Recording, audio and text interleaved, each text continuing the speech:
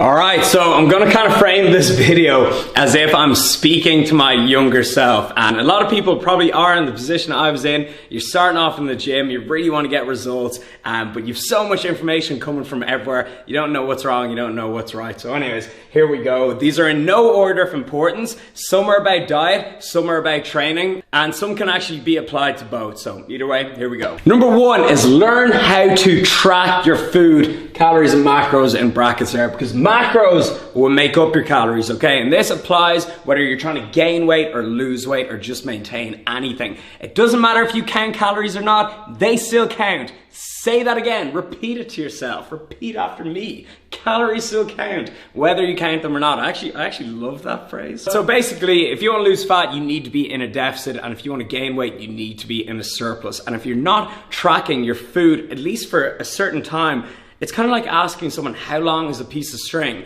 How on earth would you know how much calories or carbs is in a bowl of oats, or how much protein is in a chicken breast, without measuring it and tracking it for some period of time? It's literally like me pointing at that road outside and saying, how long is that road? What? No one would know. But if I got a measuring stick or one of those walking things that measure the road and I walked it down, then I would know that the road is 1 kilometer. So then when I look at that road, I say, oh, you know, that road's 1 kilometer. It's the same with tracking your food. If you don't track your food for a period of time, I have no idea how you'd ever know how much it is. So track your food. I wish I did that. You don't have to track your macros and weigh out and log everything in MyFitnessPal forever, but it will immensely speed up your results if you do it for at least a week. It is eye-opening for a lot of people at how much they're eating or how little they're eating when they just track their food properly, fully accurately for a day or even a week. So that's what I would tell my younger self to do, because there's a while where I was just guessing things and it definitely slowed down my results. Number two is be patient. Things take time. We see the big jacked bodybuilder in the gym. We see these people and we just see the end result, and we don't see that they've probably put in 10 years of training to get to this physique. Or, you know, maybe you see someone lifting really heavy in the gym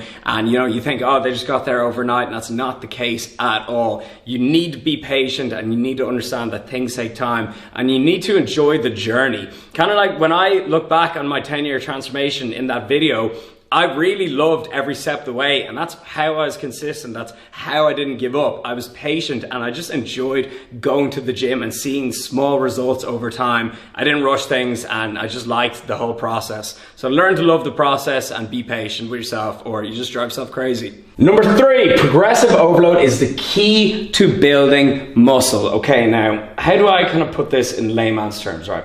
Okay, let's say you go to the gym and you pick up 20 kg, you bench that, okay? And you bench that for the rest of your life. Why would your strength or your muscle grow beyond that certain point? If you're not increasing reps, you're not increasing sets, you're not increasing the weight, you're just going in, getting a pump and doing the same thing day after day, week after week, there's no progressive tension. There's no reason for the muscle to grow. So your training needs to be goal orientated, and it needs to be progression orientated. And sometimes you may hit a plateau and you're not able to just keep putting on weight. Well, then you need to look at other forms. So even time under tension, like I said, reps, weight, overall volume, there needs to be some form of progress. So you should always keep that in mind when you're training. And actually, just like with your nutrition, you should really be tracking your workouts as well to make sure you're getting stronger and progressively overloading the muscle. So I would go in when I was a young lad, and like I said, I would just go chase the pump. I'd do the same thing week after week, and there was no reason for my muscles to grow. Number four is hit every muscle group twice per week. Ditch the bro split. Now, if you guys watched my last video, you will know that I used to follow the most ridiculous training split ever when I was starting out. So me, who has hardly even entered the gym, would pick up Flex magazine, see Ronnie Coleman's program and be like, yeah, I'll give that a go. Okay, and so basically a bro split is when you kind of do your whole week's worth of volume in one session. You just pick a body part and destroy it. And some people like that, and it works for some, and especially if there's progression in mind, then it will work. But research shows that we don't need to wait another 7 or 9 days. That's how long I was waiting to hit another muscle group, and it recovers a lot faster than that. You'll actually see better recovery and more strength gains if you get the volume from your workout and spread it out. So maybe you're doing 14 sets of chest on a Monday, okay? It might be better for you to do 7 sets on that Monday and then maybe do the other 7 sets on Thursday to give you more of a break, and again, that's going to allow you to recover and lift heavier over time. I was following a ridiculous bro split and I saw a lot more results when I switched to an upper lower program and also a legs push pull program. All these programs are actually linked on my website. So if you're training 3 days per week, I'd probably recommend full body. If you're doing 4 days, I'd do upper lower, upper lower. 5 days, I would do upper lower, legs push pull. And 6 days, which is what I do, well, when gyms aren't closed, I would do legs push pull, rest. So that's the current split I follow, and that's what I recommend doing, and that's what I saw a lot more results on, so that's what I'd tell my past self. With that said, that brings us on nicely to the next point, which is follow a workout program you enjoy. Now say you just enjoy the bro split, and I know lots of people who do. As long as you're increasing the stimulus, increasing the weight, and you enjoy it and you stick to it, well, that's the most important thing, is actually sticking to the plan. Same goes with your diet, same goes with training. You need to do what you enjoy, as that's going to allow you to stick to it and be consistent with it. Number 6 is lose the all or nothing approach. Okay, now the analogy that I really like here is if you dropped your phone on the ground and it got a little scrape on it, would you smash it and step on it a couple of times until it's broken into smithereens? No, you wouldn't. It's the same as with your diet or with your training. If you have a slice of pizza or you eat a donut for breakfast, the day isn't ruined and you go completely off track.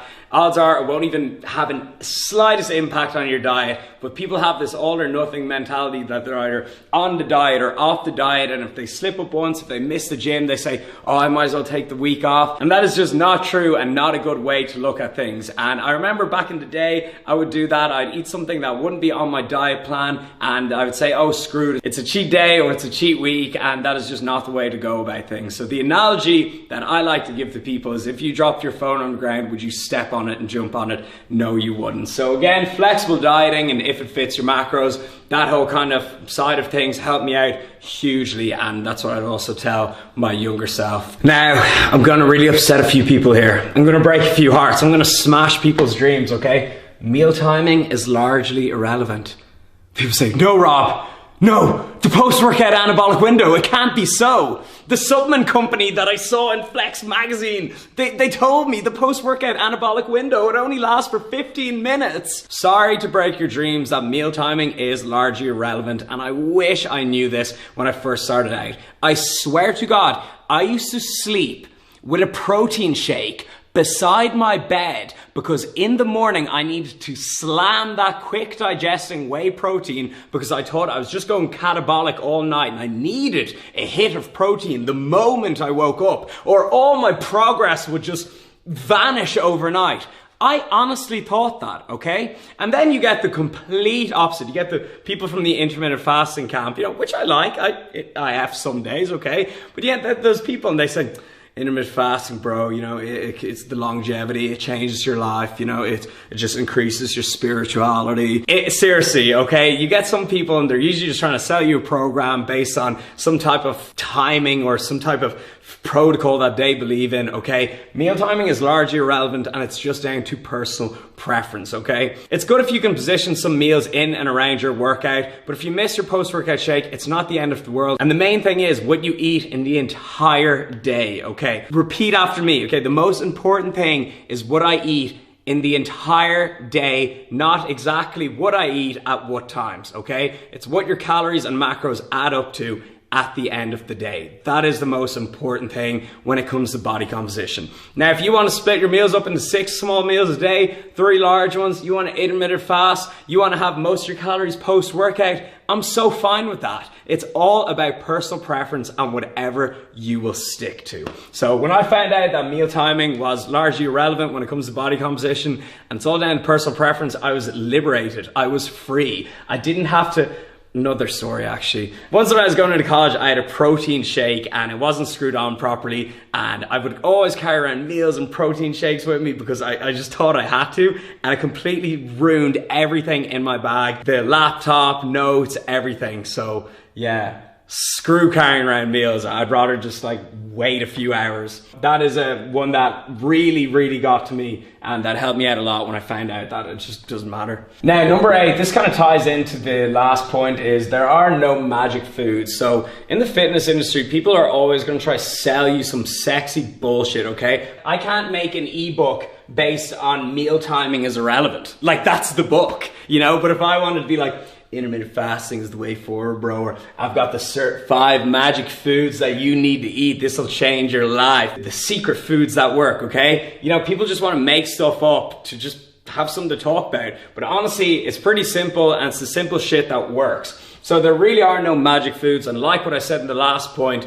it's what you eat and the amounts of what you eat in the entirety of the day. So if you want to hit your protein intake with whey protein, or maybe chicken breast or tofu, whatever it may be, that is absolutely fine. Sure, it's good to have a varied diet and have a nutrient dense diet, but don't think that like there's any superfoods or special magic beans that are going to, you know, boost your growth hormone or your testosterone or stuff like that, okay? So just hit your macros and your calories with nutrient dense whole foods, and that's really it. Number 9, now this one actually applies to diet and training, but let's start with training first. And with training, it's more so referred to as program hopping, okay? And I actually do not recommend confusing the muscle or switching things up for a long time, really, maybe at least 12 weeks. The reason for that is if you're constantly confusing the muscles or changing up your workout routine, how do you know if you're progressing? If maybe one week you're doing leg press and then the next week you're doing squats, they're 2 completely different exercises. So how can you measure if you're actually getting stronger at those exercises?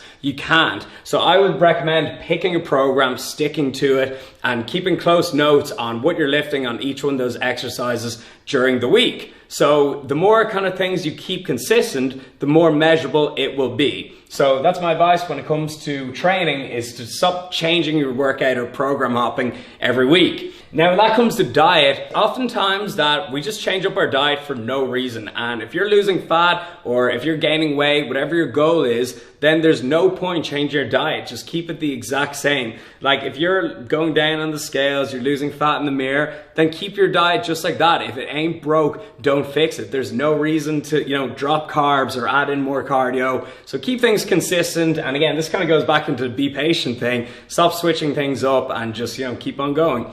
So that is number 9. Now, last but not least, is be consistent and focus on yourself. In today's day and age, we're constantly looking at what other people are doing, what car they're driving, what house they're living in, what program are they following, what diet are they on, okay? And we're getting bombarded with different advice, okay? Cut it all out, focus on yourself, focus on your own progress, and enjoy that. Along with that, be consistent, and that's how you're going to see results, because everyone can train hard for a day, they can't train hard for weeks on end.